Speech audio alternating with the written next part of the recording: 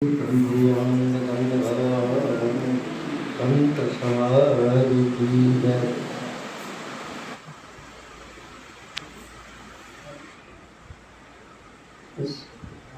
के इस पवित्र मैं स्थान में जहाँ कण कण भगवान का पवित्र बना हुआ पहले से भी अभी संत महापुरुष ऐसा फरमा चुके हैं। चप्पा चप्पा श्री परमानंद सरकार के बुजुर्ग शायर किया करते थे, उनके कोमल चल इस पर बार बार पड़े थे। उनकी यह दिव्य प्रेममयी दृष्टि विश्व को पवित्र करने वाली है। देखा है सर्वत्र शत्रु इसमें सब पावन हो गए।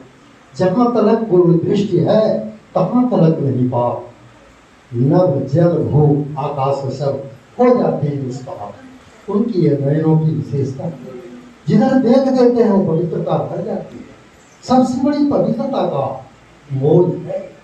तीर्थ इसलिए तत्व धारण करती है क्योंकि उसमें पवित्रता गंगा है, जमुना है, बद्री केदार द्वारका मथुरा।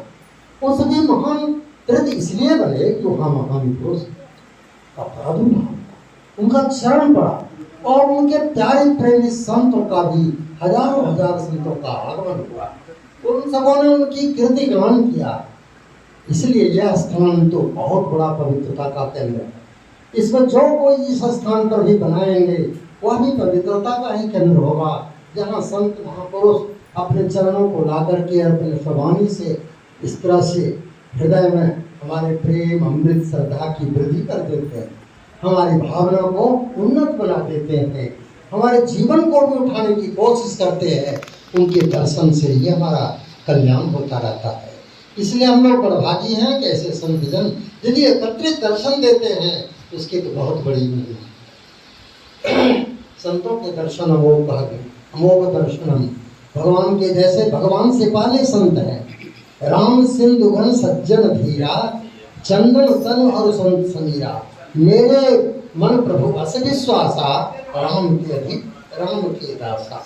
जो राम के दास हैं, जो गुरु के दास हैं, गुरु असली सच्चे गुरु भगवान का तो दर्शन अब नहीं उस रूप में कर पाते, लेकिन उनके जो श्रद्धावान, उनके जो प्रेमी हैं, अनन्य हैं, उनका दर्शन करके भी हमको उनका ही प्रेम और श्रद्धा प्रेम प्राप्त होता है।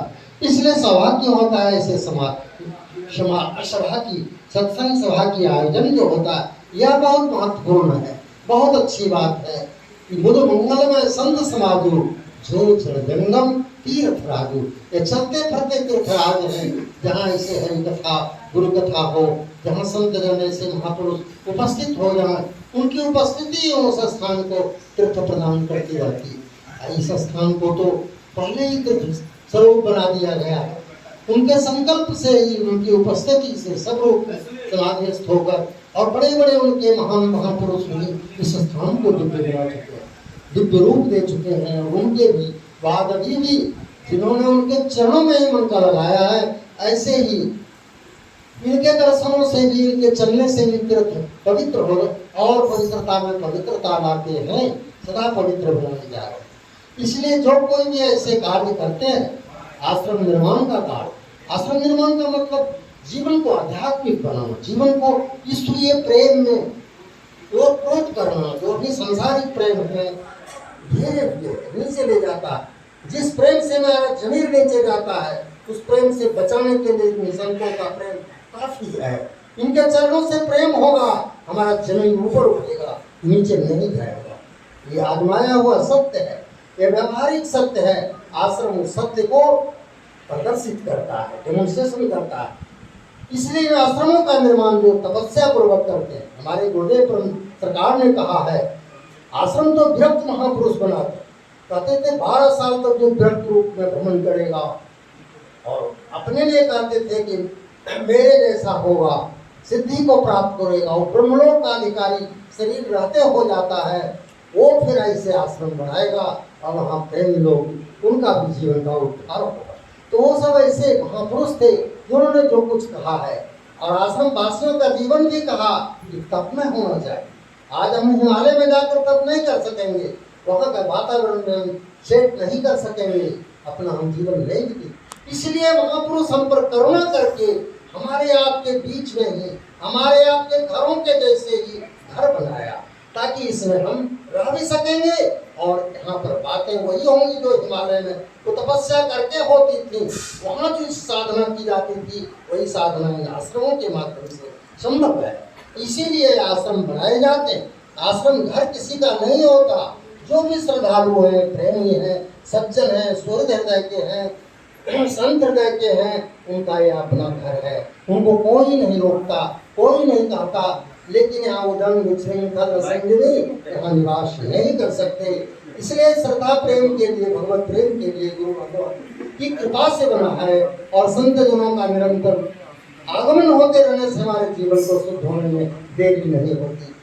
इसलिए ऐसे कार्य श्लाघ्य हैं। जो कोई भी भक्त संतन उन्होंने बनाया है और भी आगे बढ़ेंगे, उनको बधाइयाँ हैं, अभिनंदन है। और आज मैं अपने पूज्य दीदी जी के चरणों में बार बार प्रणाम करता हूँ। बहन जी को, सतीश बहन जी को भी, हमारे स्वामी जी के हैं, इनके भी चरणों में, और आप लोग के लिए भी मंगल कामना जितने संत समाज हैं उनका हार्दिक अभिनंदन है और बधाई नहीं इस कामना सकती।